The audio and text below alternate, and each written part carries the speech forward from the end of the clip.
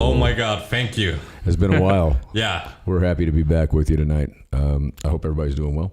Ricardo, great to see you. Glad it's you're back, great my to friend. see you. Always a pleasure. Always a pleasure. And yeah. Anyway, we're going to get her going like we always do. Yep. So hang tight. Enjoy the melodical tunes that are coming your way from Mr. Brandon Hart tonight. We're going to go back to the good old, I don't know, the theme song. Yeah. Bigger Than by Brandon Hart. All right. We'll be right back, ladies and gentlemen. Stay tuned.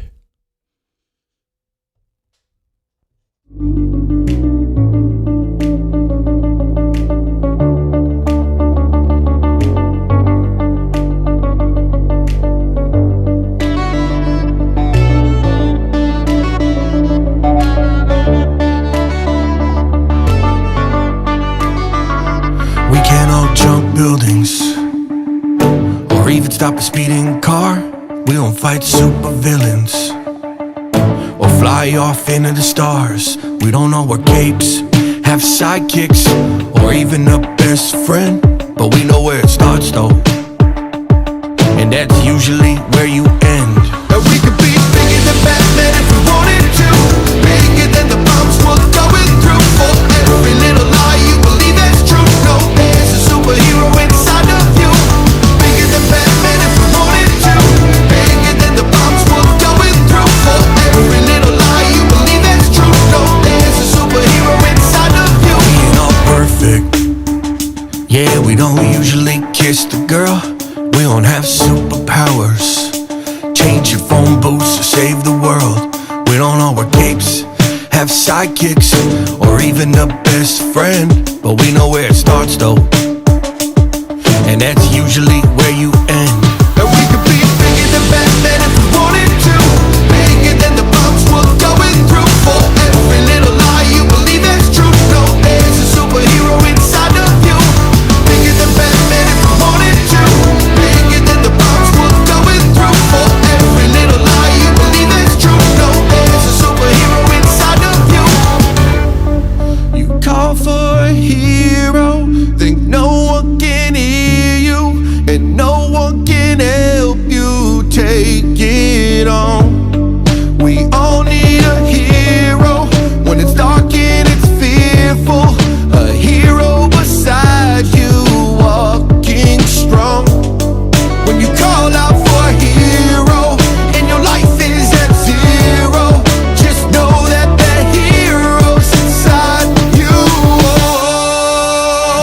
And we could be bigger than Batman if we wanted to, bigger than the bombs we're going through. For every little lie you believe that's true, no, there's a superhero inside of you.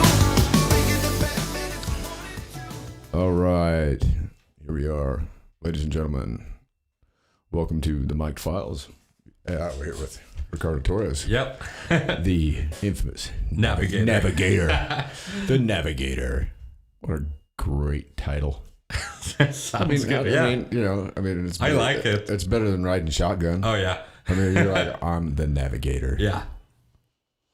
Yeah. I think it works. Oh yeah. We're gonna have to get you a jacket, like one of those Top Gun, like a Top Yeah. Gun jacket, like one of those '80s ones. Navigator. That's like the shiny, the Yeah. shiny like button, like the '80s style. That'd be cool. Like Ricardo, the Navigator. Is there a title in like the military called a Navigator? I don't think so. There should be. Yeah. If there's not, there should be. Anyway, here we are, coming at you from 52 miles east of Yellowstone Park in Coyote, Wyoming, the thriving metropolis, the cultural epicenter of the planet, right here. Yeah. Coming at you in September, starting to get a little chilly. Oh yeah. The Tourons are starting to leave. Thank God. They can take their COVID with them. Yeah. Yeah, so you guys had a scare with the COVID. Oh yeah. Oh my God. Yeah, because my sister-in-law, I mean, And she was vaccinated, right? she was vaccinated and yet she still tested positive, and then Was it the Delta variant? we don't know. But yeah, today I just went to the what is it, the WIC building, the city hall. Yeah, Oh, okay. because I was looking for the what is it? The WIC office, and then the whole wing was converted into a COVID wing. Really? Yeah, Well, I saw that here in Cody, we don't have any beds yeah. in the hospital. No, There's none in Laramie. yeah, There's none in Lander. There's none in Gillette. And I don't know if they've filled up elsewhere, but there's 4 cities in Wyoming. Right? no. Here we had like 10 COVID beds in the hospital, and obviously they were filled. So it's like, Right. yeah, Well, I know of 2 people for sure that I know that have been vaccinated Yeah. and are in those beds. yeah, And that makes you wonder.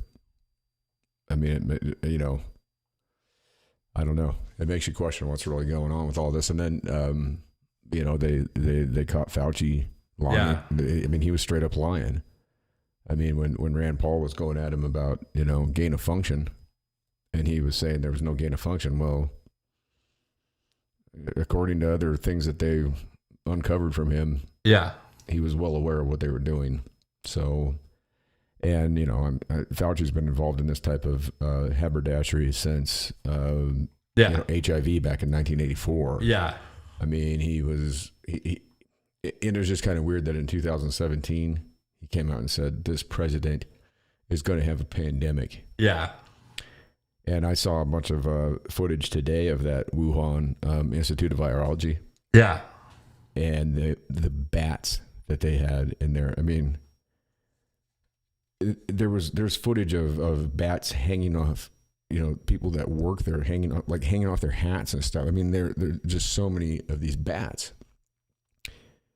Now, I'm not saying that it didn't originate from bats, yeah, but they were testing it on what they call humanized mice. yeah, So they take these mice and they somehow alter their DNA yeah, to be closer to humans, and they're manipulating this virus to attack these humanized my God. mice. And then they're saying it came from somebody eating a bat in a wet market. I mean, come on. And this place is right across the street, and there's all this footage exactly. of all these people that work at that Market, institute. And literally there's thousands and thousands of bats all over them. And to say that that's not where it came from, I think is fairly naive. yeah, And then to listen to this Dr. Fauci, when especially when Rand Paul was calling him out. I mean, out of anybody in Congress to call him out, Rand Paul is the guy. The guy is a doctor. yeah, exactly. He's a doctor. I mean, and for Fauci to sit there and tell him he doesn't know what he's talking about, the man is a doctor. Yeah, It's not like he's, a former tax attorney or something. Exactly. I mean, the man is a medical doctor. yeah, I mean, that's what he went to school for. I mean, he's a practicing physician. I mean, Yeah. and so, I mean, if anybody in Congress knows what they're speaking about, it would It's be him, Rand yeah. Paul.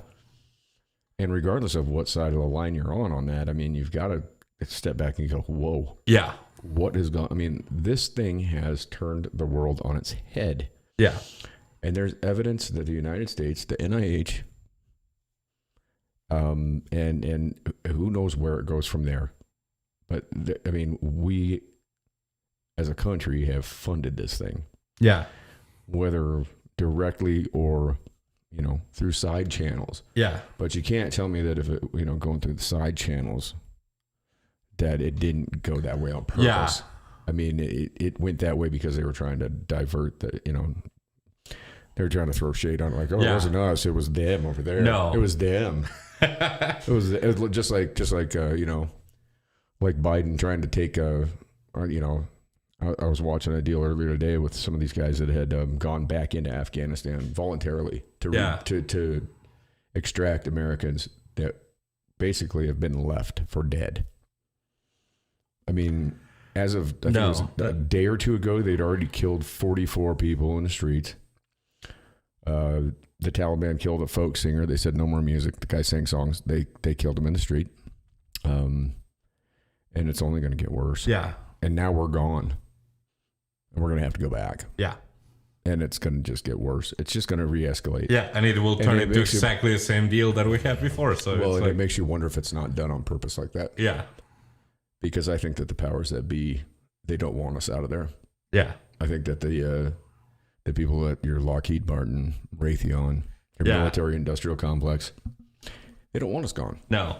They don't want that. That's not good for them. It's not good for business. Yeah. I mean, how are they going to get their bonus next year? Exactly. Come on. They don't give a shit about anybody having COVID or people dying here in the United States. They don't give a shit about homelessness. They don't give a shit about our education system, which is just in the shithole. I mean, you've got people that are so damn stupid in this country. I mean, I'm sorry. People are fucking dumb. I mean, really, we are dumb. Yeah. I mean, and I say we as a collective whole because as a citizen, we are not an informed citizenry. We are stupid. Yeah. We're so wrapped up in our little fucking it's like privacy bubbles. we only are aware of whatever. We're comfortable, Yeah. and that's the problem. And being comfortable, what results from being comfortable is complacency. Yeah. And I think that's where, most of the American citizens are right now. We've become so complacent and so comfortable Yeah. with our minivan and soccer practice. And little Tina has a band concert. Oh my God. And we don't look at what the fuck is going on. Yeah.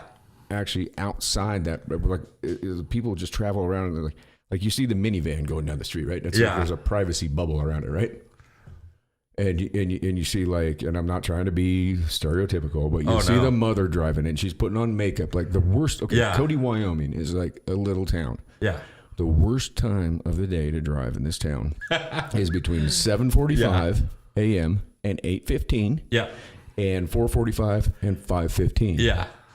And most of the bad driving is being done by mothers in big SUVs that they probably don't even know how to drive. And you see them putting on makeup. They're talking on the cell phone. They're yelling at the kids. The kids are back there watching DVDs. They're jumping around. They're running stop signs, and then they yell at you. They don't obey the speed limits. They run stop signs. I'm sorry. I don't see a lot of men doing that. No. I don't. Honestly, I mean, and as a single father who is taking his kid to and from school for since kindergarten, I've witnessed a lot of this. So I'm not just speaking out of my ass here, Yeah. and I'm not trying to just single out females, but you know what? It's just, it's crazy. And those are the people that are voting. Yeah.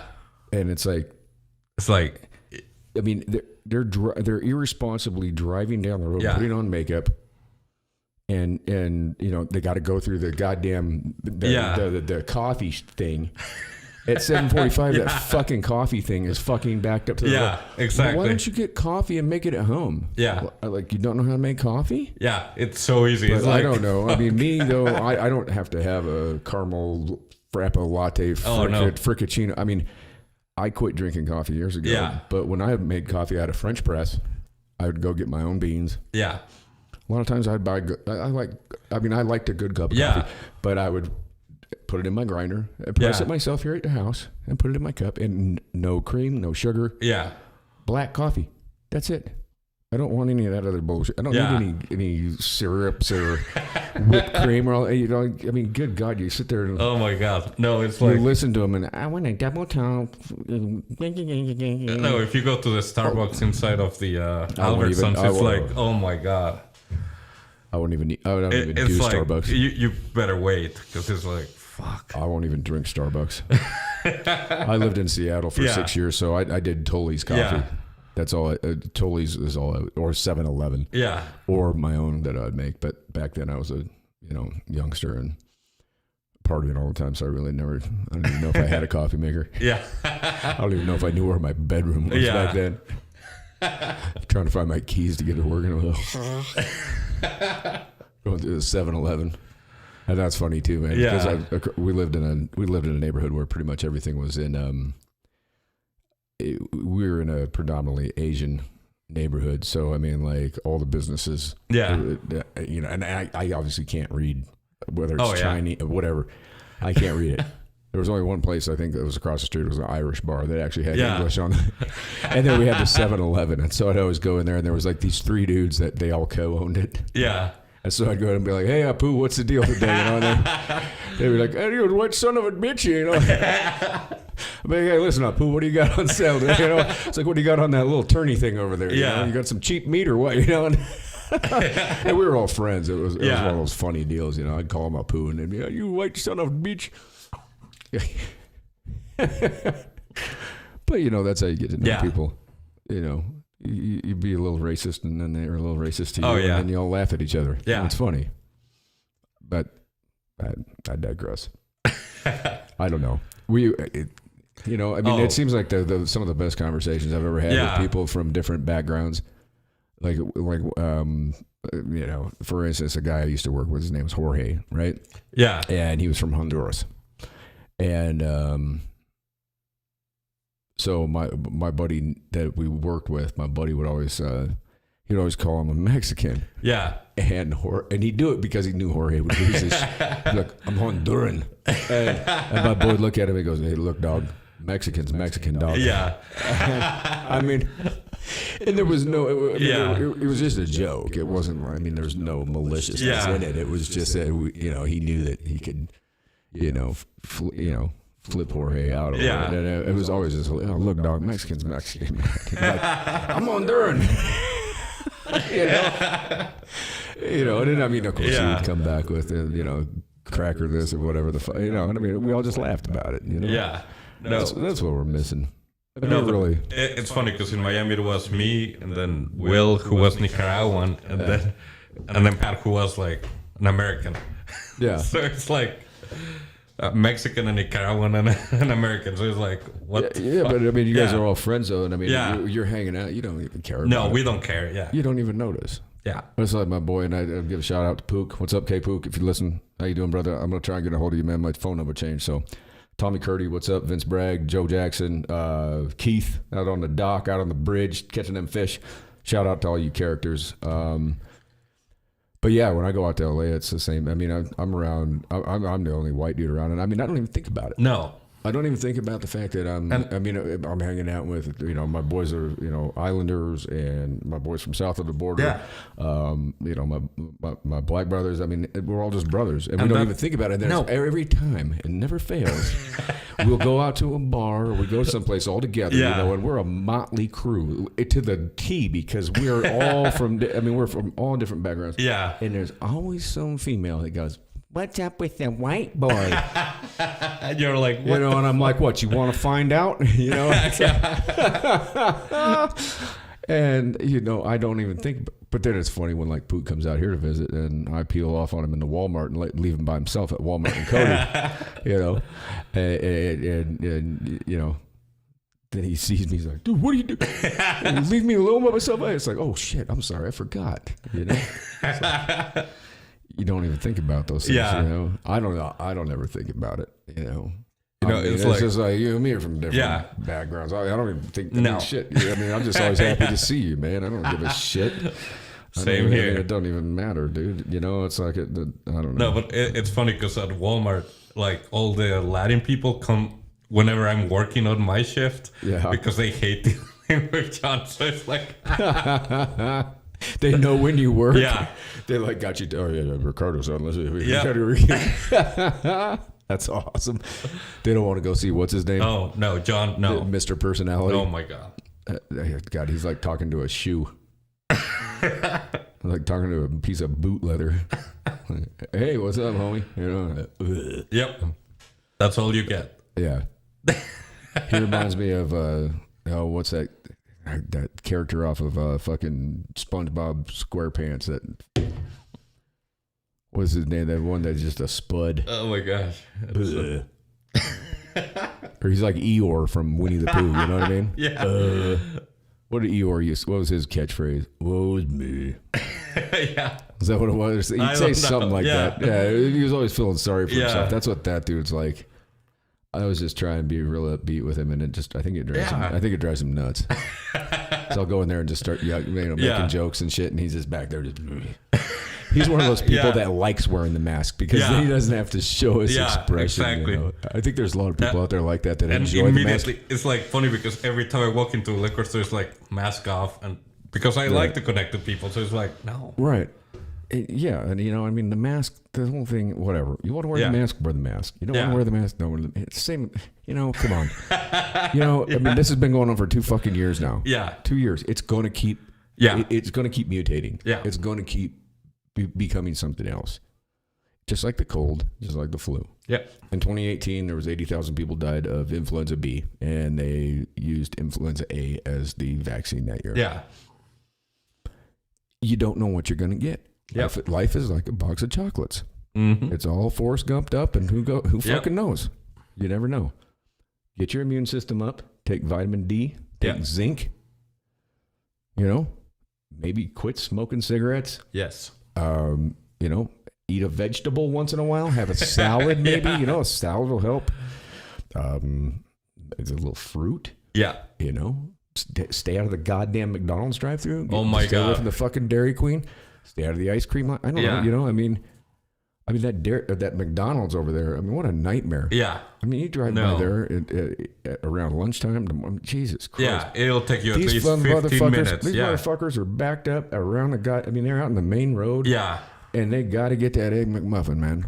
I'm surprised. I wouldn't be surprised if they eat the fucking wrapper on the thing. Oh my you know what I God. mean? They probably just get the motherfucker and eat the whole goddamn, just fucking wolf that thing down. Yeah. They probably eat the bag too.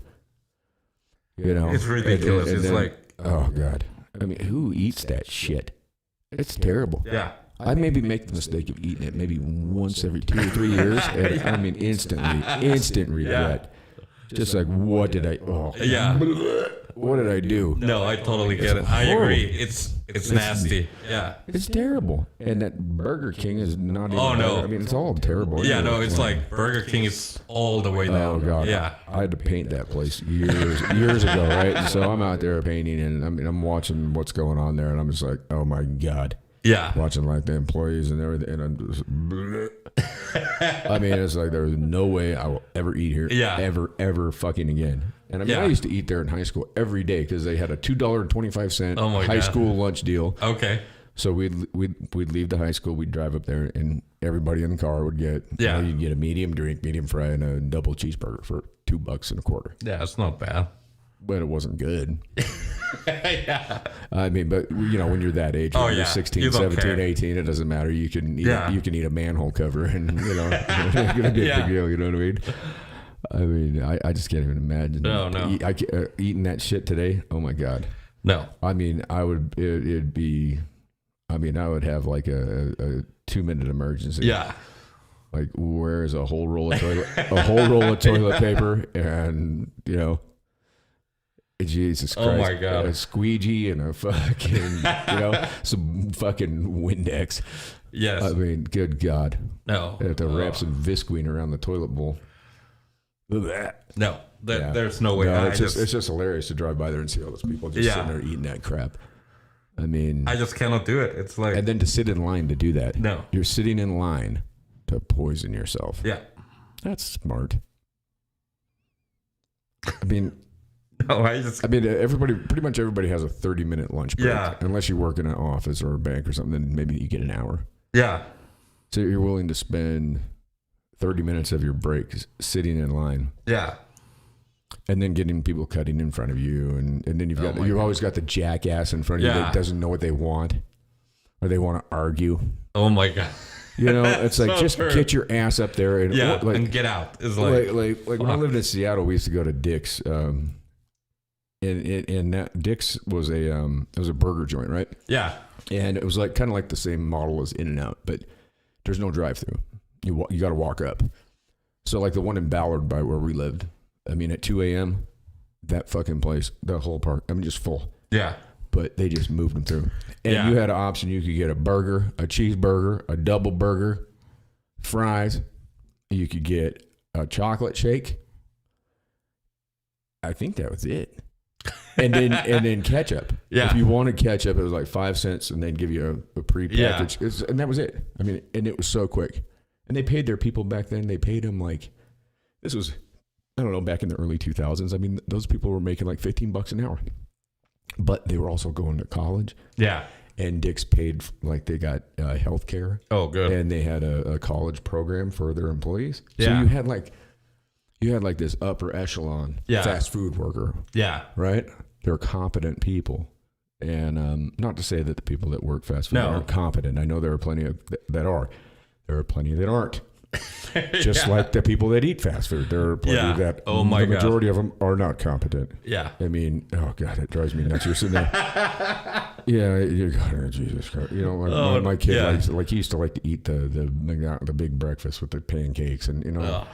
So occasionally I'd go over there in the morning before school. Yeah. You know, I'm sitting there in the line, I'm not getting anything Yeah. from me. I'm just sitting there.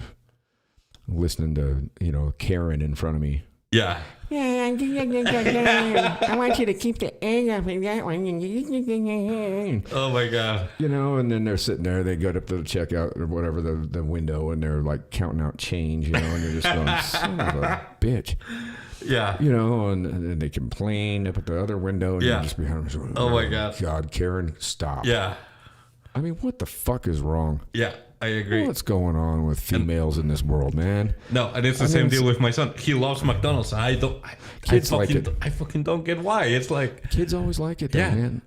I liked it when I was a kid too, man. Me too. I mean, I remember we would go to Billy's, and when I was a kid, I used to always, because back then they had like the little caricatures of the dude, like they had the little dudes, and they had the child molester clown, and and I used to call it going to eat with the guys when I was a little kid. It's like, let's go see the guys, and of course I'm sure my parents were the same thing. They're like, gosh, why is this kid? Let me go in there. And then I remember when Wendy's showed up, and then it was like, no more McDonald's, it's Wendy's, because my folks liked the chili. And so it was Wendy's, and I was like, "There's no guys at Wendy's. The guys aren't here." Yeah, because they had those little, they looked like the little Pac-Man characters. What were they? What were those guys? I have no fucking idea. It was but like it's Grimace. It was like Grimace or something. Yeah, like it's like the thief, right? The Hamburglar. But he was different. But it was like a little furry fuckers. Yeah. They looked like a bell, but made out of fur. And little eyes. Oh my God!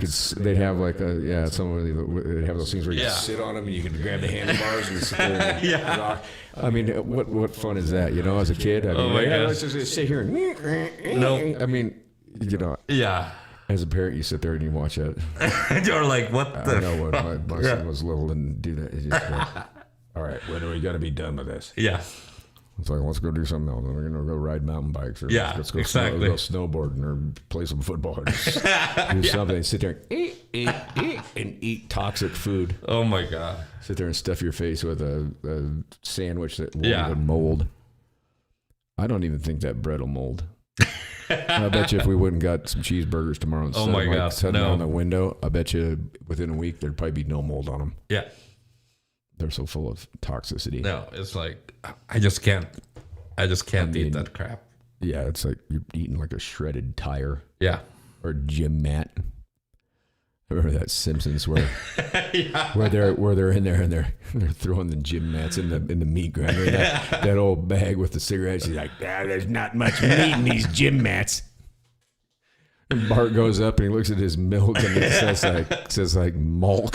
He's like, malk? Oh my God. Oh God, yeah. Yeah, let's we gotta love what we feed our kids. Yeah. Fruit roll-ups and Jesus Christ. But it's like, it's fucking madness because both of my kids love it. So it's like, what? Well, that's what and that's the idea too, is that it's marketed to the kids. Yeah. I mean, it is. I mean, the only way that you're going to keep your kids from eating that shit is to never, ever expose them to it. Yeah. Like, how are you going to do that?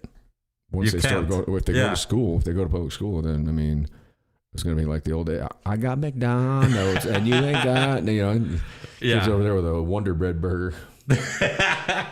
Yeah. I ate plenty of those growing up too. Yeah. Bread burgers. Oh my God. God, those were fun. Jesus Christ. No, let's switch topics. Yeah, I suppose we probably should. See, that's why you're the navigator. I get off on a tangent. Hopefully somebody's thought that this was funny or related to it. But yeah. Anyway. Where are we going to go? Oh.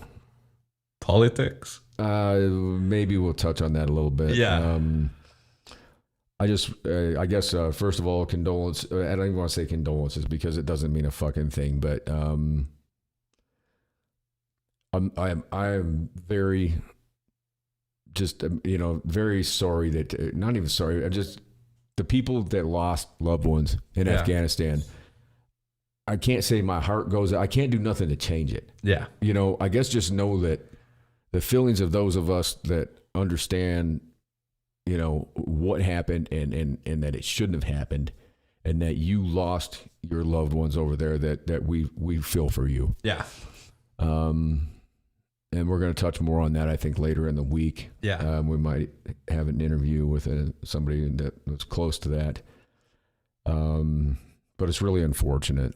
It's very unfortunate. And we have Americans that are still stuck there. And we have our Afghan allies that are still stuck there. Which is just fucking ridiculous. I mean, those people are the first ones that should have gotten out. And they're dead. They're dead. There's so many that are going to die. They've killed, as of 2 days ago, I think it was 44 of them dead. Biden gave a list to the Taliban of American names that were clear to leave. There was an American female that went to the Kabul airport. They held a pistol to her fucking head while she was trying to leave. And she had all the paperwork to leave. Held a fucking gun to her head. What the I mean, the videos and shit that I've seen, and that's nothing compared to what's really fucking going on. Exactly. That's sugar-coated. And this jackass, and he's not even running himself. Yeah. He's being run by somebody else. I don't know who it is, but, his approval rating has dropped, in the shitter. I don't even know how he even had a decent approval rating to begin with, because how do you sit in a basement for 50 days before an election and then you get 80 million votes? I don't know. How's that work? I mean, as far as I've known, you have to go out and you have to campaign. Yeah. And when you show up to a gymnasium and there's 10 fucking people there, and then you call one guy fat and challenge him to a push-up contest, or you go into a rally and you're in a predominantly black neighborhood, and then you tell the individuals there that if they don't vote for you, that you ain't black, Jack. Oh, come on. And then you go into another place and you say that poor kids are just as smart as white kids. I mean, tell me that's not racist as fuck. And yet I don't understand why minorities voted for this guy. He's responsible for the incarceration of thousands and thousands and thousands of black men from that bill in 94. And I keep reiterating this and nobody fucking listens. I ask my friends that are of the African-American community, why do you feel like you are obligated to vote for this man? Yeah. And I never get a solid answer about why.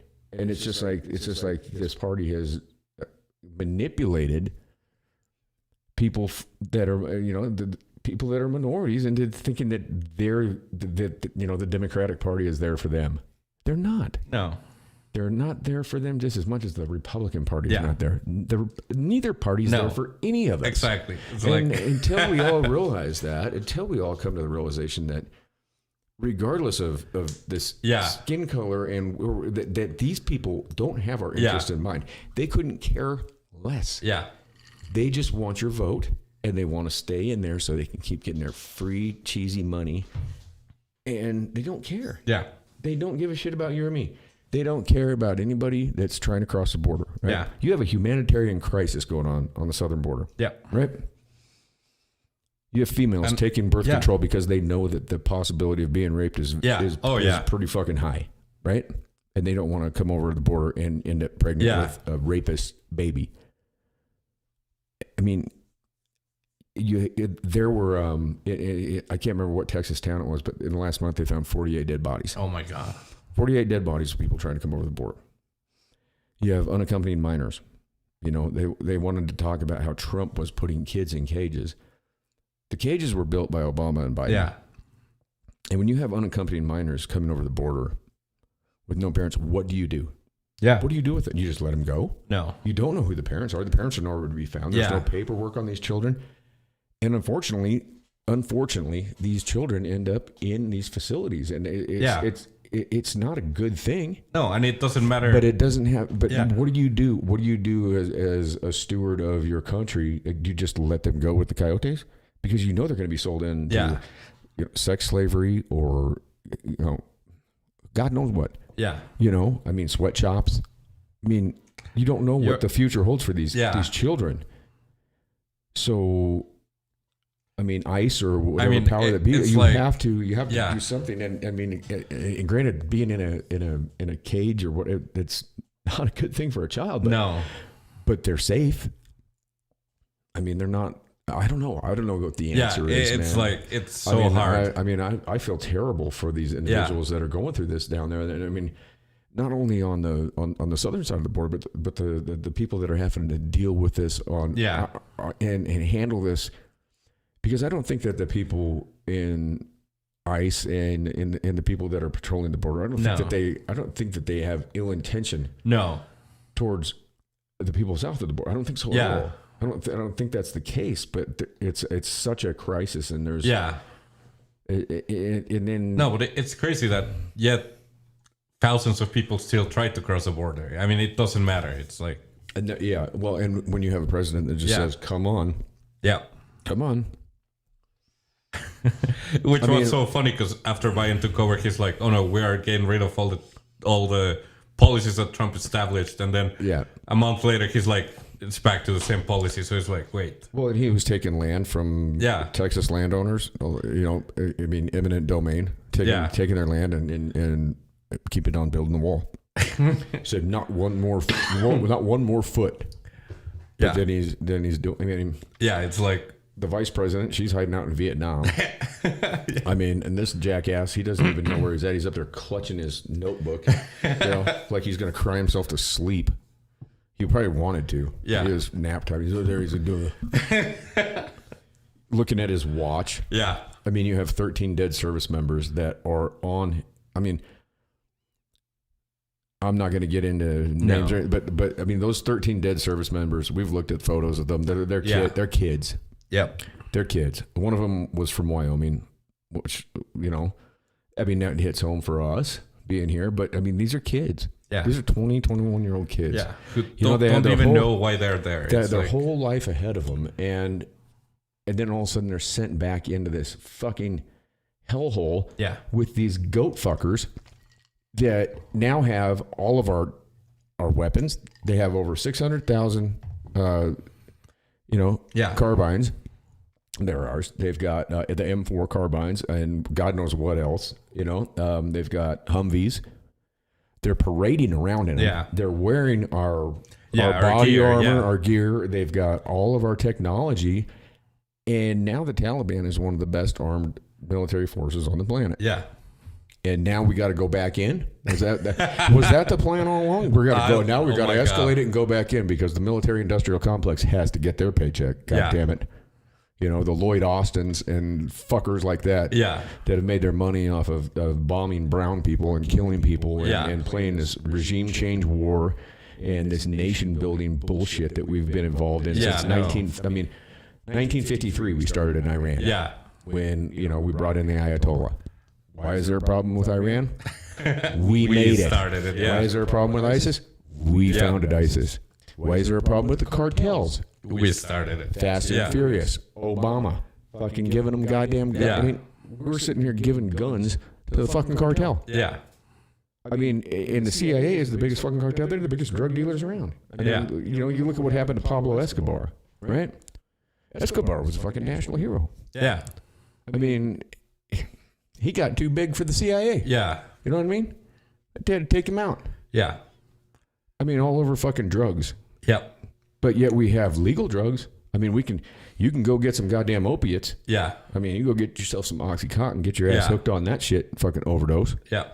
And then you end up going to that, they cut your prescription off and then you're a drug addict. Yeah. And a lot of these people that are labeled as drug addicts, yes, they are drug addicts. However, they became drug addicts because of we the allowed system. it to. Yeah. They go to the doctor, they get put on, Oxycontin or Percocet or whatever have you. And then they say, well, you're done now. We're not, no more. No more. And you've got a person that's exactly. addicted. It's addicted. Yeah. What are they going to do? Now they're going to go to the street, right? And then that's where your fentanyl comes in. Yeah. And so you have people dying from that. Well, where's the fentanyl coming from? It's coming straight over the Mexican border from China through Mexico. And where we're at, it comes up to Denver and it comes right up here. Yeah. And I've personally been affected by it. I mean, I said that happened initially with my son's mother when she passed.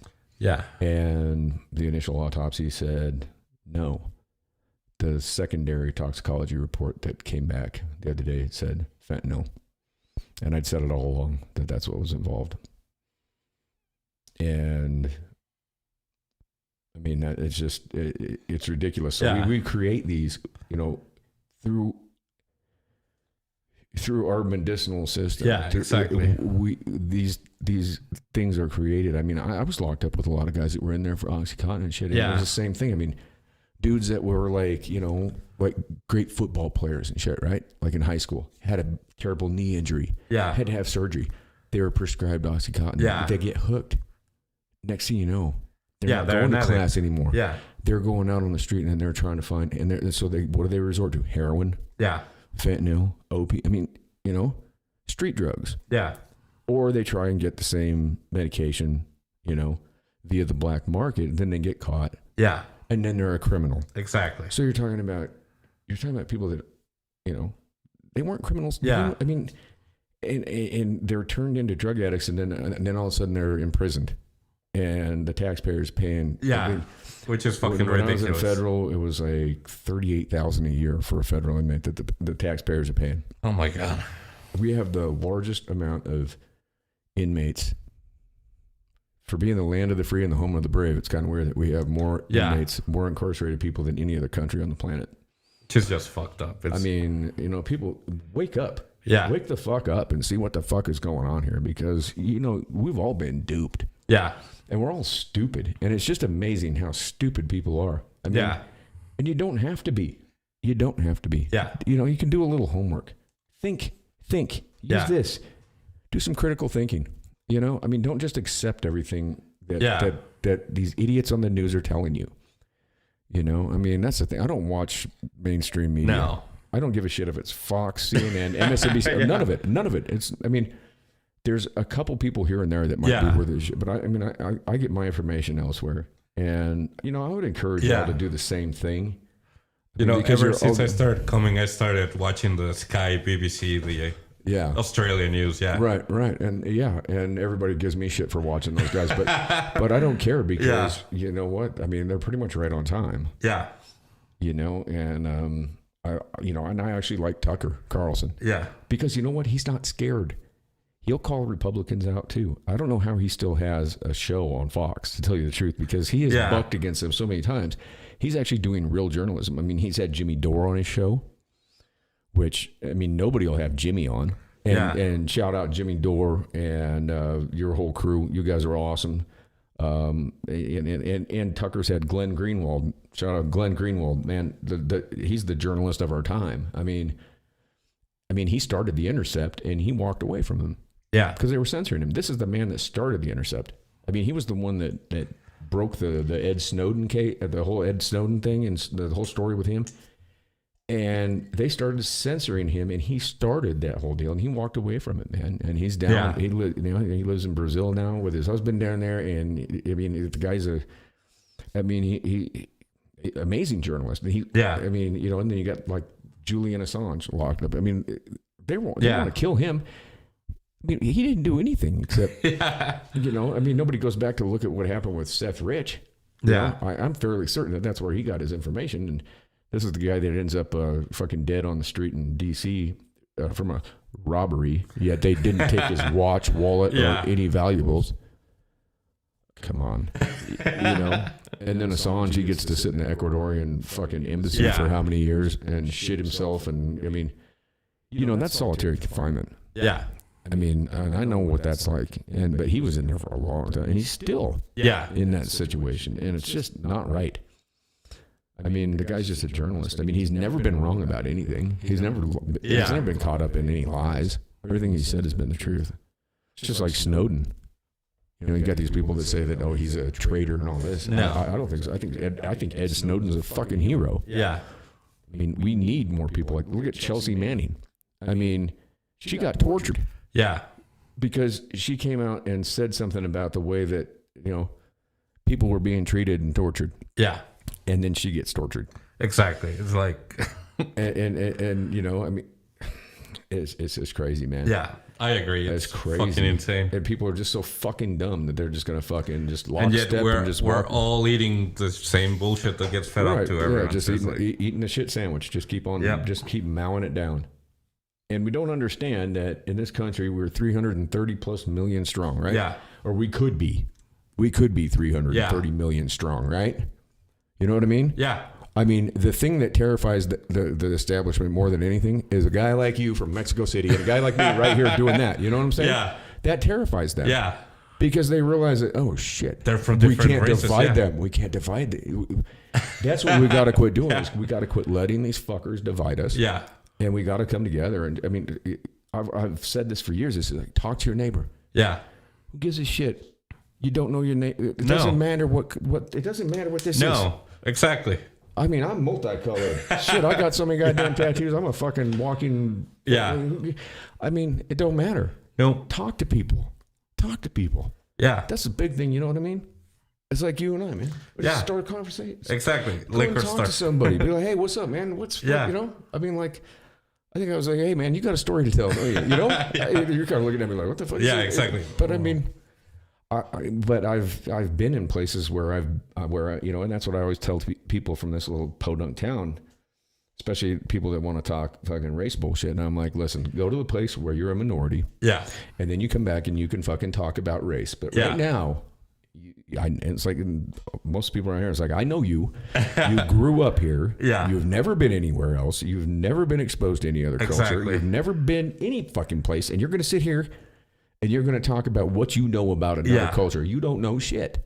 It's like, Yeah. fucking step outside your fucking comfort zone and go and have a conversation with somebody Yeah. that doesn't fucking look like you. Yeah.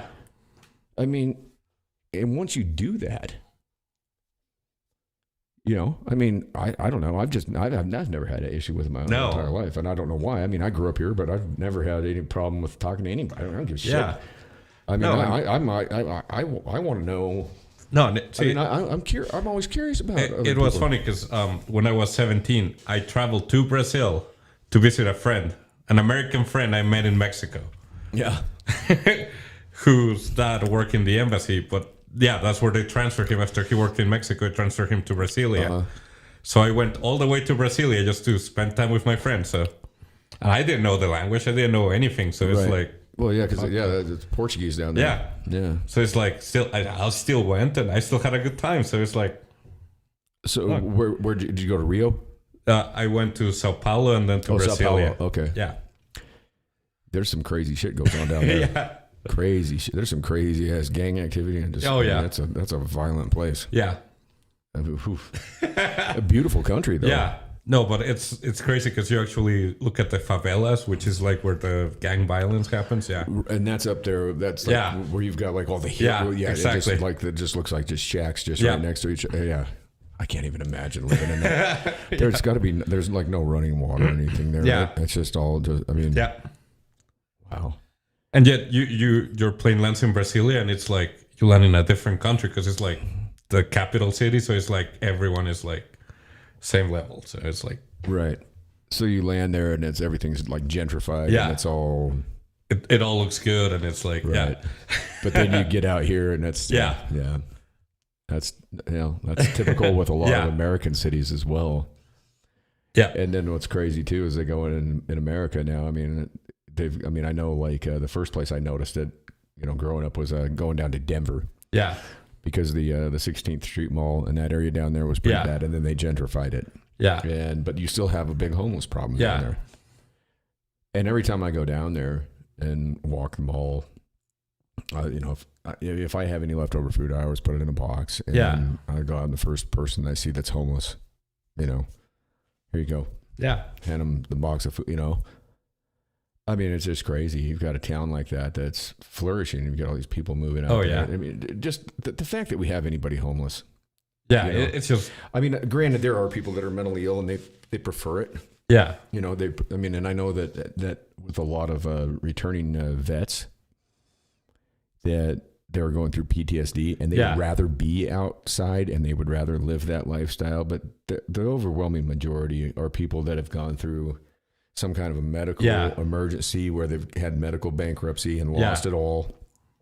Any number of things like that, lost a job, and now they're on the street. And we can allocate trillions for these wars. Yeah, exactly. And it's like, why don't we help those people? We can't take care of these people. Yeah. I mean, it's ridiculous. And then they set up these shelters, but the shelters are worse than being on the street. Yeah. Because I mean, I've talked to homeless and asked them, you know, I've asked homeless people like, like, you don't want to use the shelter, or what? And they're like, they look at you like, what the hell? And I talked to one cat, you know, he was like, hell no, man, I ain't going in there. He's like, I go in there every time I go in there. He's like, I lose everything. I get everything stole from me. I get beat up. You know, he's like, why would I go in there? I'd rather stay out here in a snowstorm than go in that. You know, and so that's their option. You know. And these people they're looked down upon. They're treated as less than human, and I don't like that shit, man. No, I mean, these are people, you know. I mean, these are people that have value just as much as you, me, the next person. You know, it doesn't make a person less human. And yet we spend this money to build bombs and missiles and go and do this regime change, war shit, and nation building. And, you know, it's like, looks like they need some democracy. Let's go blow these brown people up. Oh, my God. I mean, what in the fuck is going on? And meanwhile, we've got an epidemic and we've got a problem. We've got a large number, a large percentage of people that are fucking homeless. Yeah. On the streets, man. I mean, that's just not even... something that's acceptable. Let me say that me and my wife actually have experience with medical bankruptcy because that's what we went through. Right. Because there's no way my wife could pay that for $1.25 million. That's how much everything. Yeah. Oh, God. It's like. I never asked you how much everything. That's Jesus. It's like, what the fuck? And it, you know, I mean, okay, 1.25, right? So you look at what was actually probably done. Yeah. I mean, and you put it into realistic hourly charges and the equipment. What I mean, maybe $100,000. Yeah, legitimately. Yeah, but that's the problem. Yeah, that's the problem. Is that you've got Big Pharma running all this shit. It's like since we did the operation in Washington D.C., it's like they've got to scale it up. So it's like well, it's just like an EpiPen went from like $30 to $600. Yeah, I've got a buddy that's you know, he has to take insulin. You know, he's diabetic, and I mean, what he has to pay a month for his insulin, it's just ridiculous. It's absolutely. I mean, he needs it to live. Yeah, and there are so many people out there that have medications that they need to survive, and they have to make the choice between: do I pay for my medication? Yeah, or you know, or what? What am I going to do? And it shouldn't be the case. And then they're eating dog food and paying for you know. I mean, like my son's mother, she had one shot a month today, $2,500 a shot, one shot, $2,500 fucking dollars. As a female, she's on social security disability, and $2,500 a month for one shot. What the fuck is in that? Exactly. Fucking it's like gold, plutonium. What the fuck is in that fucking shit? And these assholes in the fucking military, these lobbyists and these fucking jerk-offs that are, you know, part of all these big pharma corporations. I mean, they're just sitting there just laughing their way. Yeah. And the thing is, you know what, you motherfuckers, y'all don't realize that you're all going to die like the rest of us. Yeah. You know? And your death is going to be worse because you are going to have that on your conscience. Oh, yeah. When you leave. Because we all leave. Yeah. And them motherfuckers... You're going to have a good trip. Yeah. You want to talk about, I mean, I don't believe in heaven or hell or whatever, but I think there's definitely a fucking trip that people like that are going to go on. I mean, when you take people that are in need, genuinely in need, and you manipulate them, and you put them in the gutter, and you break them, and you take away everything they have because of a medication that costs nothing. Yeah. There's a special place for you. There's a special place for you. You know, I agree. I firmly believe that, and because they're going to get there. Because you know, you can call it karma.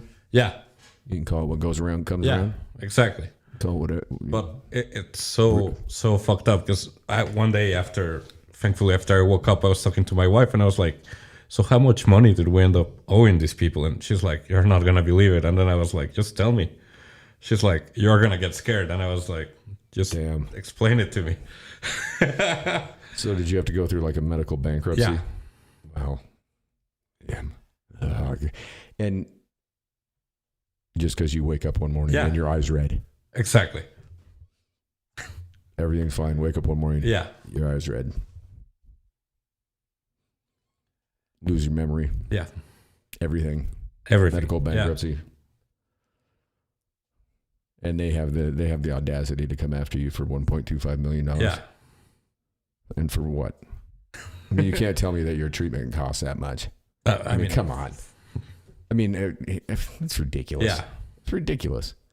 I mean, I've had a lot of people, and I've had this come back at me recently that people are upset with my politics and my point of view on things. Yeah. I don't give a shit. No.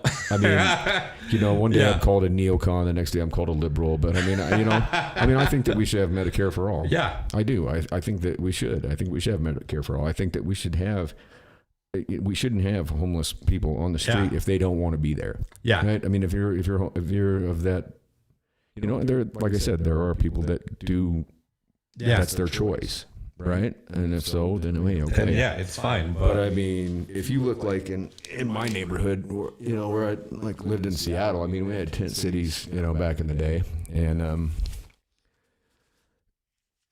they were nothing like they are now. Yeah. And they were predominantly people that wanted to be there. Yeah. They made that choice, and that's the way they wanted to live, and they were fine with it. And it was like, okay. I mean, there was a professor at Western Washington University up in Bellingham, Washington, and he took a year sabbatical, and he sat on a bucket at the end of the off-ramp with a fake sign. Yeah. Like, something about being a disabled vet. Yeah. Anything will help or whatever. He made over $100,000 that year, tax-free, and he wrote a book about his experience. And I don't know. I mean, I don't necessarily think that people want to go make $100,000. Yeah. Sit on a bucket and I mean, no. I mean, that's psychologically that's got to wear on you because you have people that pull up and have got to just be assholes to you. Yeah. Like throwing pennies and shit. I mean, even if you are making money. Yeah. And I remember like in college, there was a Stephen King short story in one of my fiction journals, and it was off for Stephen King. It wasn't horror. It was about a guy that had like a family, nice house in the suburbs, had told his family he had a job downtown. He'd leave the house every morning with suit, tie, nice car.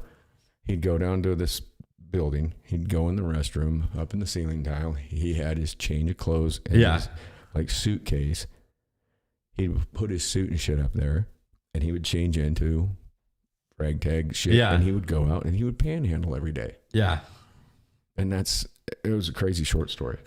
But, you gotta, I mean, there's a lot of people that do that. Yeah. And it's crazy because I think we've allowed that type of shit to happen. Yeah. We have. I mean. And it shouldn't. It should not at all. It shouldn't at all. And, a 9 to 5 isn't for everybody either. You know what I mean? It's like, I mean. And people do have psychological problems. They have mental issues. They have mental illness. I mean, it's definitely an issue and it's a thing. But I mean, we instead of spending all this money on bombs and these, it's ridiculous how much money we spend on a fucking bomb. It's like 20 years. Yeah, 20 years in Afghanistan, and we spent $2.26 trillion, $300 million a day. Yeah, 300. What's that do for homelessness in this country? Oh my God. What does that do for education in this country? What does that do for feeding people? Yeah. What does that do for, you name it? Yeah. $300 million a day. A day. It's a day. You get rid of every issue you can think of. Yeah. Right? Yeah. I mean, it's not even real money either. No. That's the fucking it's thing. like... It's like click. And then our kids are going to be left holding the bag on that. That's the thing. Our kids are going to be left holding the bag on that. And it just keeps getting worse. Yeah. And this country can't keep on like this. It's not going to, because without debt, there's no money. Yeah. And so we have to keep that debt rolling. But there's going to come a time where, and it's coming soon. Yeah. It's going to go, kaboom. And it's going to be all over. And I don't know what happens at that point in time. Because your dollar is not going to be worth anything. And America is going to be a third world country. I mean, we're already pretty much a failed state. Yeah, we are. I mean, it's just a matter of how long is it going to take for the wave to crest over our heads and drown us all. I mean, we've failed big time. I mean, and all this, this woke culture and all this stupidity. Yeah. These fucking idiots. And the thing is, you can sit here and at my age, at 45, I can sit here and talk shit about you know, the younger generations and how they don't have work ethic and this and that and the other thing. But you know what? The reason that they're where they're at and the reason they do have the attitudes they have, it's because of me. Yeah. It's because of us. It's because of the you know, my kid's only 13, but you know what I mean? We've all as a collective whole allowed this to happen. And we've let go of our values and you know, just the you know, decency. I mean, everybody's offended. Yeah. And oh my God, that drives me so fucking crazy. It's like I'm offended. Oh, it's like, oh my God. on. You know, the SJWs out there. It's like, Jesus Christ. You know, fucking pony up. Pony up. Yeah. You know? I mean, when I was a 19-year-old kid and I'm working out in the fucking desert in Nevada and I get stuck on a crew of Paiute Indians and I'm the only white kid. Yeah. And they're making me do everything. And these dudes are sitting there drinking Budweiser, smoking weed all day. They're laughing at me, calling me names. What did I do? I worked harder. Yeah. I worked harder every fucking day and I did my job. Yeah. And I gained respect from them. Those dudes, like, they were my boys. By the time I got pulled back over on the white crew, I mean, I didn't really even want to go back. Yeah. Because, I mean, I got a job through the owner of the company, right? And I show up and I tell the foreman, I'm like, hey, I'm Mike, I'm your new fucking hand. And he was like, fuck that, I didn't hire you. Go over there. He goes, here's what he said. He goes, go over there on that fucking Pocahontas crew over there pouring concrete. And I said, the what? And he goes, go over there on the Pocahontas crew. And I said, what the fuck? And so I grab my shit and I go over there and I see the guy that looks like he's in charge. And I go up to him. I was like, hey, how are you, sir? You know, and he's like, who the hell are you? You know? Yeah. And I'm like, I'm your new hand. And he starts laughing and he goes, I'm Big Fred. I said, hi, Big Fred. I'm Mike, you know. And, and I mean, those guys, they put me to work. I mean, they were pouring and they sat in their cars and they drank Budweisers and smoked pinners all fucking afternoon. Yeah. I didn't care. You just did your job. Did it offend me? No. Did I like it? Not necessarily. But you know what? Here's the thing is I was determined. Yeah. I was like, okay, you want to do this to me? I'll show you. Yeah, exactly. You want to try and run me off like this? It's like, you ain't going to run me off. Yeah. You ain't going to run me off. I'm not going anywhere. Yeah. And I'm going to change your perception. Yeah. And by the end of it, you know, I mean, after that whole job was done, I mean, I was really good friends with all them cats and they had respect for me. And you know what? I mean, like Big Fred, I respected the shit out of him. Yeah. A bunch of them other cats, not really, because, you know, they sat there and just watched my ass work. Yeah. But whatever, I can understand where they're coming from because you're talking about people that is out there stuck on a shitty ass reservation in the middle of nowhere, and you know they get a chance to fucking pick on a fucking white boy. Yeah. Okay. Fine. I'll take it. Give it to me. No, you know, it's like, I'll take it. And I mean, I just kind of looked at it as a challenge. It's like, fine. No, it's we'll like, see who's going to break first. It's like when I first arrived at Miami, it's like, immediately it's like all the international students ganged up together and they formed like their clique. And I was like, fuck that. It's like, I'm in the U.S. as a Mexican, and I was like, I want to hang out with Americans. That's what I came here to do. Well, it's not to hang out with... But the thing is, when it doesn't matter when you're here, you're an American. Yeah. So it don't matter. And that's what people don't understand. It doesn't matter where you're from because we're all immigrants. Yeah. The only people here that aren't immigrants are Native Americans. You know what I mean? And they got the worst deal out of it. Yeah. And that's why I didn't have any problem when I was working that job at 19 years old. I mean, did I not like getting? I mean, I knew they were talking shit about me. But you know what? Through determination, and just keeping my nose and working my fucking ass off, them dudes, they had respect for me. And by the time I left, them dudes, they respected me. Yeah. You know what I mean? And exactly. And you know, hopefully they saw that, you know, every white person isn't the same. You can't just stereotype everybody. And it's funny when you have those conversations with people too, about the stereotypes, because it can get really. I mean, if you have an open relationship with people about, you know, race and shit like that, it can get hilarious, man. Like in prison, we had some funny ass conversations at night where it was like, it'd be me, a Samoan dude, black dude, Mexican dude, and we're making fun of each other, you know, but we're all laughing because it's funny because we're realizing that now that we've got to know each other, that we've put these labels on each other for all these years, and it's like, and so it's not wrong. even, and so it's funny, because it's like, God damn, are we fucking stupid or what? And you sit there and laugh, you know, and I mean, that's what we need more of. I agree. We need to be able to laugh at each other, you know. I mean, and not get offended. I mean, You know, I mean, it doesn't mean that it's okay to use racial slurs and shit like that. Like, that's not cool. No. But you can laugh at something. I mean, you know, I mean, like my buddy fucking Soto, right? Like, I mean, we're sitting there one night, we're talking about what was your first fucking vehicle, right? Yeah. Of course, comes around to me, everybody's like, oh, that motherfucking white boy from fucking Wyoming, he had a Ford F-150, you know, and I'm like, yeah. Okay, you know, whatever, you know, and then it's like, it goes to Soto, I'm like, oh, he had a Chevy Stepside, you know, and I mean, it's, I guess my boy Josh is like, he had a Royal Brom, you know, I mean. Yeah. And we're all just sitting there roaring, just laughing because we're, you know, I mean, you got the Asian dude. Oh yeah, he had one of the fucking Honda fucking Civics with a fin on the back and a mosquito fucking exhaust pipe. You know what I mean? I mean, you know, I mean, and it's funny, you know. It's just like, and that's a conversation that people don't have. Yeah, it's just I'm offended. Oh my God. And, you know, cultural appropriation, and you know, it's like just, you know, be fucking human beings for fuck's sake. It's like fucking offended. It's I mean, so ridiculous. Be human beings. Yeah, that's it. You look at your fellow person that you're talking to, and you just say, hey, this person goes through the same thing I go through today. This person has dealt with the same. And at the end of the day, we all want the same thing. Exactly. We're trying to raise decent children. We're trying to make a living. We're trying to fucking stay afloat. We're trying to be good people, for the most part. Yeah. Now there are some that aren't. You know, but hey.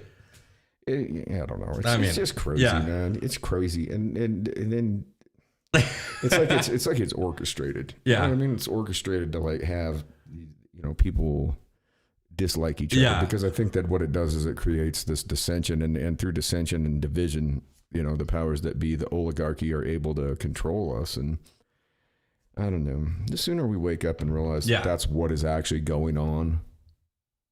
I mean.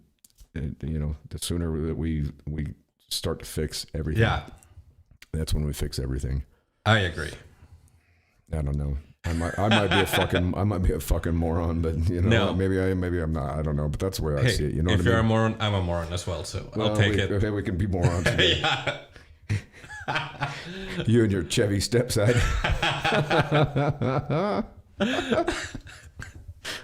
What kind of car? They got a lot of Volkswagens down in Mexico City, don't they? Yeah. Oh God, I gotta go down there, man. That's one.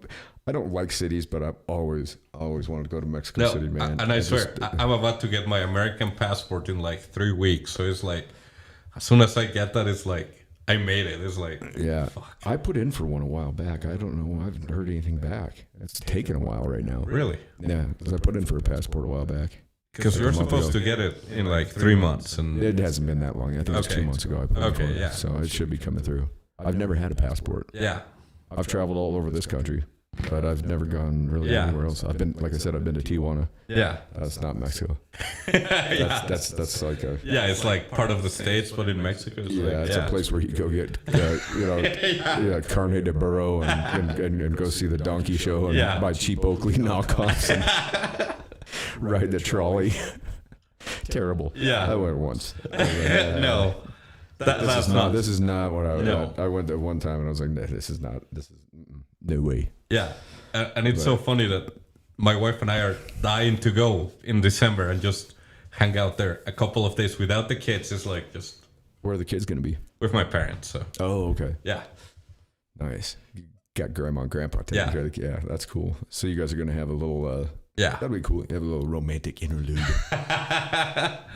Go see the murals and all that, or no? Has she been there? Has she been? Yeah. Oh, okay. Yeah, because my parents used to live in Mexico City before, but they just barely moved to Querétaro, so a couple of years ago. You'll have to show me on a map where that's at. I'd like to take a look at that. It's only a couple-hour drive, so it's like... Yeah, I definitely would like to get down there and just, I don't know. It'd be fun. We will. I've always, like I said, I've always kind of had a fascination with Mexico and the culture, and I mean, you talk about like, I mean, everything that the people have been through down there, as far as, I mean, the conquistadors. Yeah, I mean, it's fucking crazy. It is. It's wild. I mean, the politics and the crazy shit. Yeah, fighting and it's fucking insane. I mean, just you want to talk about? I mean, outlaw, crazy shit. Yeah, You got your Pancho Villas and your fucking my God. Emiliano Zapatas, your Zapatistas. And I mean, I'd like to go down to Chiapas too. I don't know how well I would be taken down there, but I was always fascinated with. I mean, not necessarily fascinated with Chiapas, but it seems like it's probably the poorest state in Mexico. Yeah, by far. And I know that. But yet, you know what's funny is that it's one of the poorest states, yet it's one of the states that keeps it the most pure in terms of like the culture and everything. Right. So it's like, I don't know, it's kind of weird. It's weird how sometimes the people that have the least are the most happy. Yeah. And the people that have the most are the most miserable. Yeah. I've run into that over and over in life. Just people that you look at and you go, oh, they got... How are you happy? It's like... You look at and you go, they got fuck you money, you know? And you're like, you got to be, you know, it's like if I had what, you know, you sit there and you think, God, if I had what this person had, you know, but then you look at them and you see the way they live their life and they don't have friendships. Yeah. They have acquaintances and they're always guarding their back because they are always worried that whoever wants to be their friend is only doing that because they're looking to get over on them. And so they got to have their guard up. And living your life with your guard up is no way to fucking live, man. Fuck no. You know what I mean? It's like you're not really living. You're just, you're alone. I mean, you might be popular and you might have a lot of people breathing down your neck and calling you and blowing your phone up and shit like that, but you're alone because most of them people are not even hitting you up because they want a relationship with you as a friend. Exactly. They just want your money. They see you got what they want, and so then so then those people live like that. And I mean, I've seen that over and over and over in life. Yeah. You sit there and you look at somebody and you think, oh man, this guy's got it made. This dude's got, look at this guy's living fat. He's got this car. He's got this fucking place. But then the dude is fucking completely like miserable. Yeah. Because he can't have a meaningful relationship with anybody, be it his boys or a female or anything, because every female he meets is a sack chaser. Yeah. Trying to take him for everything he got. You know, I mean, and pretty much all the people, all the dudes that he considers his boys are doing the same thing. Yeah. You know, as long as he keeps forking out that fucking American Express Black for that fucking bar tab and shit, they're gonna you know. But they're all around him. But when you need something, you ain't got nobody there. You know, and I've seen that, and that's got to be a tough way to live. Yeah. So I mean, living in a place where you have nothing. I mean, there's something to be said for that. I think. But you can be happy when you have, because if you live in a place where nobody has anything. Yeah. I think that you probably learn to share and look out for one another. Yeah. And you have more of a mentality of just taking care of each other. No, it's like, and you really know who one another. You know who somebody when you've been through some shit with somebody. Yeah. Like that's why the dudes I was locked up with, like that's why some of those guys are like the best friends. Yeah. And I trust them more than anything because we were put in a place where we had nothing but our fucking word. Right. That was it. We were stripped down to nothing but our word. And when you forge a friendship based on that. Yeah. That's a friendship, yeah. Right? Like you trust that motherfucker, right? Like you know that dude is always going to have your back, and you know beyond a shadow of a doubt that guy is right there for you whenever you need him, and there's something to be said for that. Yeah. It's weird. No, but it's funny because, when I was growing older in high school, I became friends with this guy who was a black guy in a rich high school in Mexico. Yeah. And yet I was like... He was the son of a senator. Yet, if you looked at him on the street, you'd be like, no way, no fucking way. Because it's like, he doesn't look like the son of a senator. What's a rich high school in Mexico City look like? Like, what's like... Oh my God, everyone is wearing a suit and tie. So it's like, Oh, like, are we talking private school? Yeah. Private, okay. Yeah. Catholic? Yep. Okay. Everyone has to have short hair, and it's like... So in that scenario, was there a lot of behind the scenes action going on? A little bit, like partying, drug use, skullduggery. Yeah.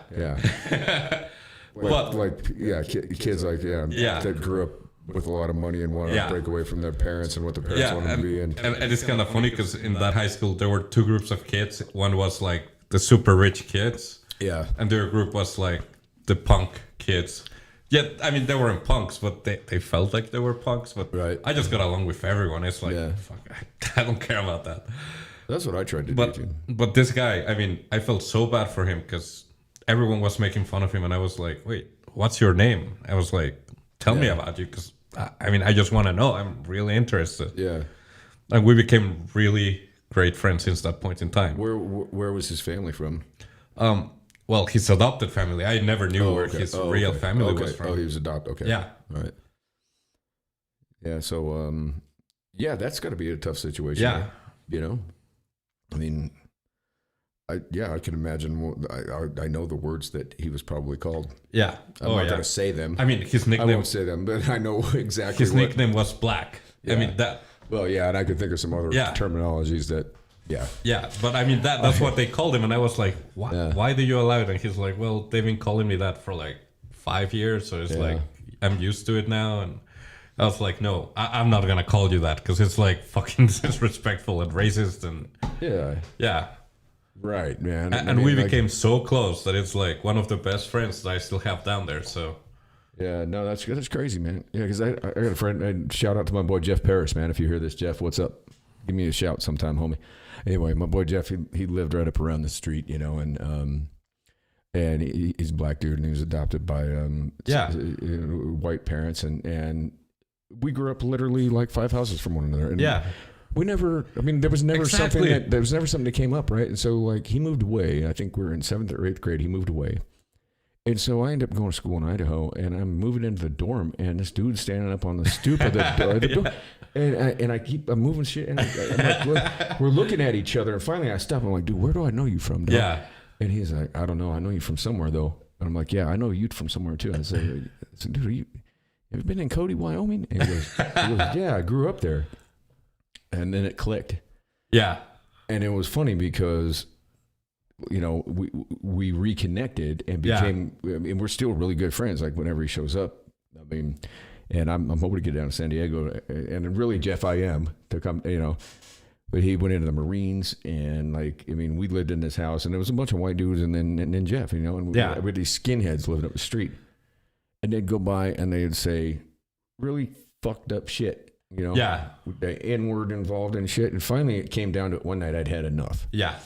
I went inside, grabbed my baseball bat, and went out to the streets, and we damn near went down with him, you know, I mean, but it was crazy because like, you know, I mean, all of us, we, you know, these guys were talking that shit, but none of us were looking at, it wasn't like that, like, you know, anything other than these fuckers are fucking with our friend. Yeah, exactly. We're going to fuck them up.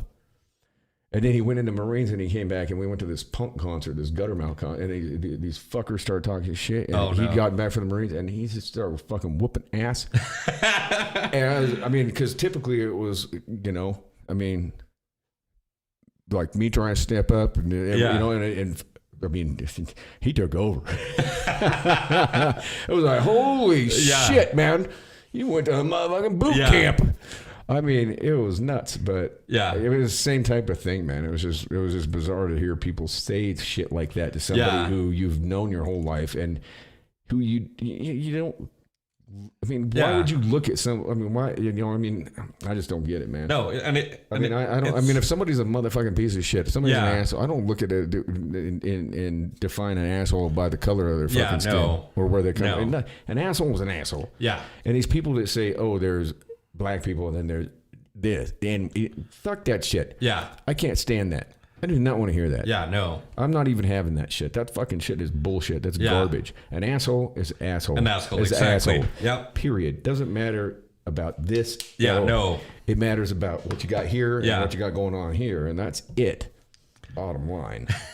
Well said. I mean, you know, I mean, that's just these people that fucking say that shit. Yeah. And you know, if you're one of them that says that shit out there, then fucking knock it off. Yeah. All right? I forgive you. I don't care. Yeah. But stop doing it because it's fucked up, and that's part of the problem. And I mean, it happened even in Mexico because there were guys there who were giving crap to my friend, and I was like, why did they give you crap? It's like, because of the color of your skin. I was like, they shouldn't do that. It's like, your dad is a fucking senator. You're worth more than they are. Yet they're giving you crap because you're black. It's like, no way. And what is black? It's not even. It doesn't matter. Black people aren't even black. Yeah. It's not. I mean, you're not. They're not. I mean, black. I mean, I don't even like even using that term. No. I mean, but it's like, you know. I mean, you got all these different terminologies and shit. It's like, you know, like I tell my good boy Pook. What's up, Pook?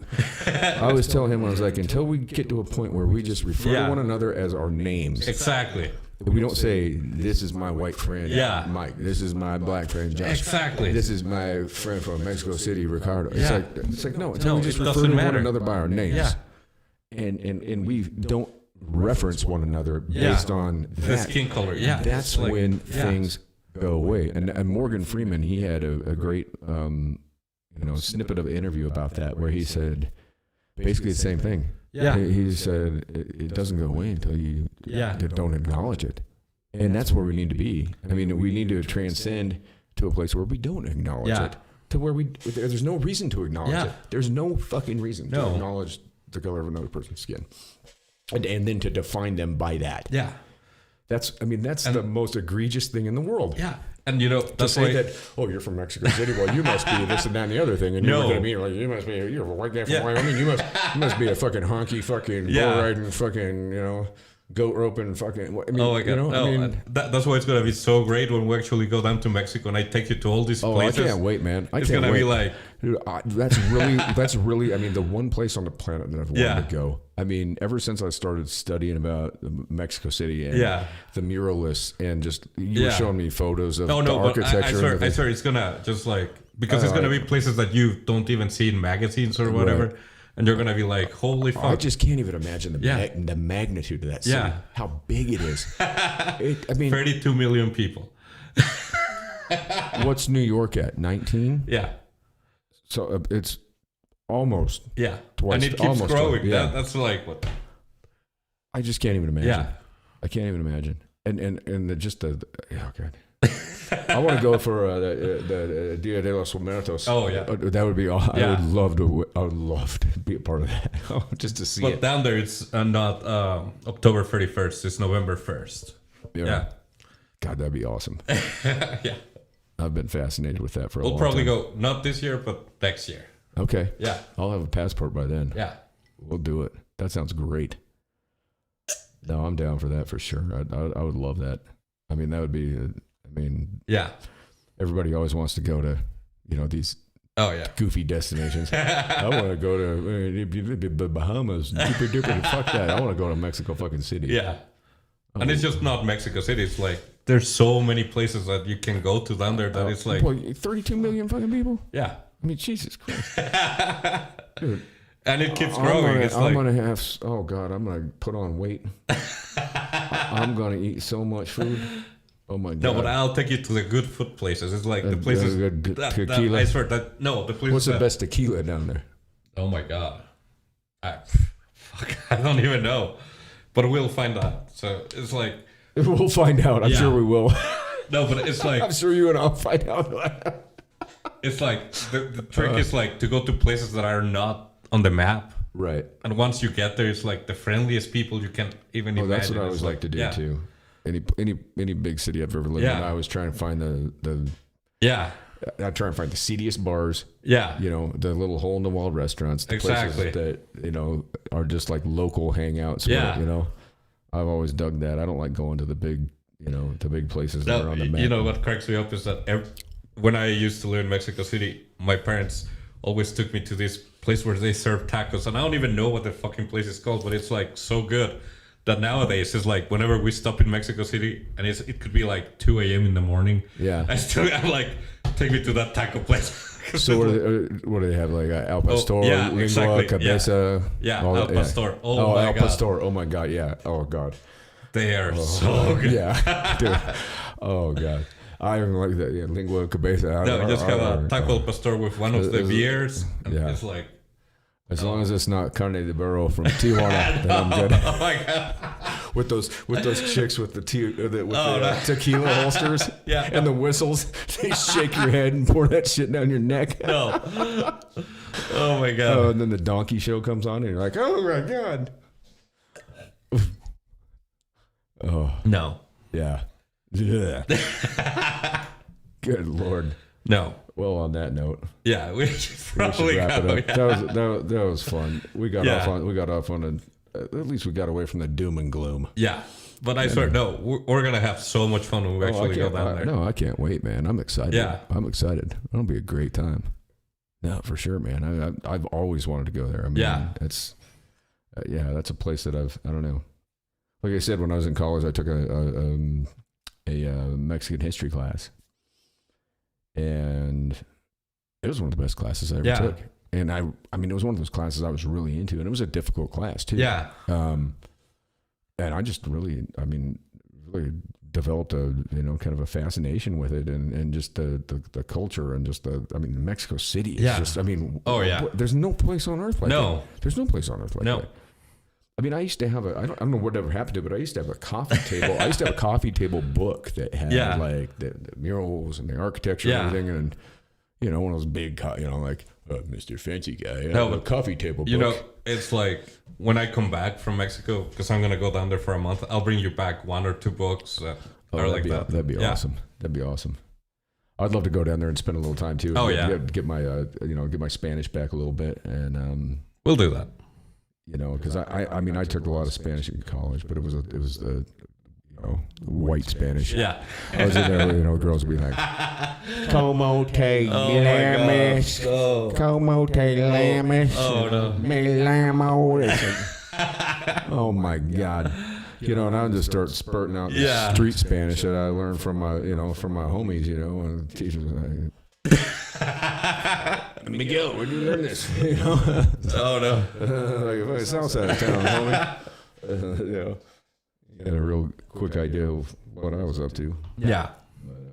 I remember one day I was sitting there taking a piss, and he comes in. I had a backpack, and I had made a big hemp leaf on the pot leaf on the back, and I put "Stop Hemp Prohibition." And so he comes in, and he's standing actually taking a piss at the urinal, and he looks at me and Miguel. "What's the matter, marijuana?" And I'm like, I said, "Sí, professor."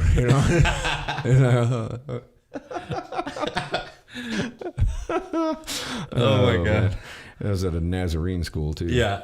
A place where they're not allowed to even dance. Yeah. Footloose would have gone over big there. I can't believe that place. Oh my God. Y'all don't dance? I remember the first time I was there, the first year I was there, they had the homecoming. And they had like a fucking ice cream social. And it's like, I'm used to that at BYU. So no fucking music, no dancing. I'm like, what the fuck is this shit? I was like, this is some fucking goofy ass bullshit. See, at BYU, they couldn't go to movies. What? No movies. Oh my. Oh no. Oh yeah, we don't even need to get into that. No, that's for another time. Yeah, BYU. I can only imagine what BYU was like. Yeah, no, they allow movies there, but it's like, what kind of movies? PG-13. Yeah. PG-13. Yeah. It's like, you can watch the Goonies, but that's it. Not to say anything bad about that. No. But it's funny because I arrived and I got there with all my R-rated movies, and people were like, "Oh my God!" I was like, "What?" It's just I mean, to me, if it's not R-rated, I'm really not going to watch it. I'm not going to watch it. No, and it's funny because you're like, you're in your 20s or like early 20s, like PG-13. Let me tell you, the first movie I watched I watched it with my roommate at BYU. It was 7. What's in the box? Yeah. What's in the box? And he was so traumatized. He was like, "What?" I can only imagine. He probably had nightmares from and I was like, "It's a great movie. It's a great plot." And it's like, and he was like, "I don't even know how to process it."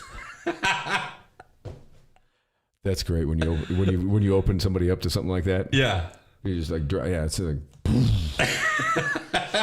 have fun with that one. Yeah. See you on the other side. Yeah.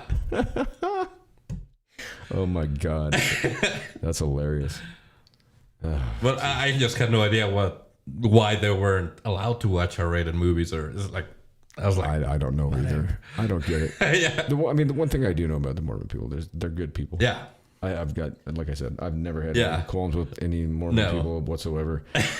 I definitely don't, celebrate their values or anything like that. I live my own way, but I've never ever, in business, I've never had an issue with anybody from the LDS Church. In life, I've never had an issue with anybody from the LDS Church. I've always gotten along very well with the people from that church, and I don't care what anybody has to say. People say, "Oh, they're in a cult." Blah, blah. Well, you know what? They're some of the best people out there. They're some of the nicest, most caring, decent folks around. And regardless of what religion they belong think to, of their beliefs, that's on that. That's their thing. Yeah. It's not yours. Yeah. It's always so funny how we always like try and take what somebody else thinks or believes, and then we want to take it on like our. It's like that's. Like whatever you think or believe, it's yours. Yeah. Whatever I think or believe, it's mine. You know, it doesn't have anything to do with our friendship or anything like that. It's just, fuck no. You know what I mean? It's like to sit there and go, I'm not anything. Yeah, no. It's like, oh my God. You know, I Jehovah Witnesses. It's like, who gives a fucking shit? I'll give them a birthday present. Yeah, exactly. Means I get a birthday present because they can't have it. Christmas too. Just kidding, Jehovah Witnesses. I love you all too. Yeah. All of you. It doesn't matter. No. Whichever magic man you have. Yeah. It's the same. Yeah. It's all the same. Whatever hat you wear, I don't give a shit. Don't have the magic man. Do have the magic man. Yeah. Who gives a fuck? It doesn't matter. How do you live your life? How do you treat people? That's it. That's what it comes down to. Bottom line. So, hey, ladies and gentlemen, from Coyote, Wyoming, it is the Navigator, Ricardo. Thank you. Torres, and myself, Michael File. And this is another rendition of the Mike Files. I hope you all have a blessed evening. If you've stayed up this long and listened to our rantings, we've had a good time regardless if you watch it or not. Anyhow, until next time, do no harm and be good to one another. Peace out. See you guys. And Brandon fade it out.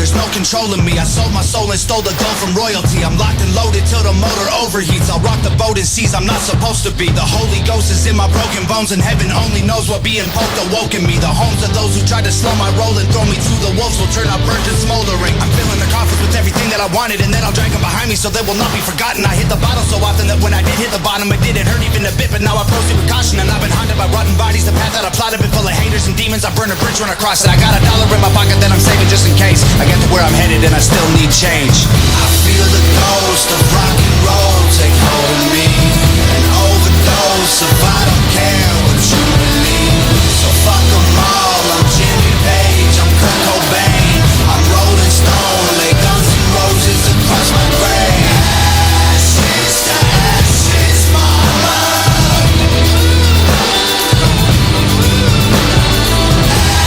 Ashes to ashes, mama. This shit is blood and guts to me, it's mud and rust to me. That type of feeling when you love destructively. Its claws are stuck in me, it promised luxury. If I said I trust you, you were dumb for trusting me. Hate me publicly, or wait for company, or pray to God your devil never summons me. Either way, you don't have shit to say. Without a Tom McDonald, you exist because of me. I'm fueling the fire with little beautiful liars. They burn the brightest, then I pull out every tooth with the pliers. They get a funeral suitable for the rumors that ruined all of the truth in my music. I took the food out the fryer. I've been hailing back without a burn. My boots made of iron. I keep a cooler full of booze cause I'm a juvenile tyrant. I never lose, I give him Lucifer, and he knows who I am. So when you meet him, say I said what up, there's 0 survivors. I feel the ghost of rock and roll take hold of me. An overdose of I don't care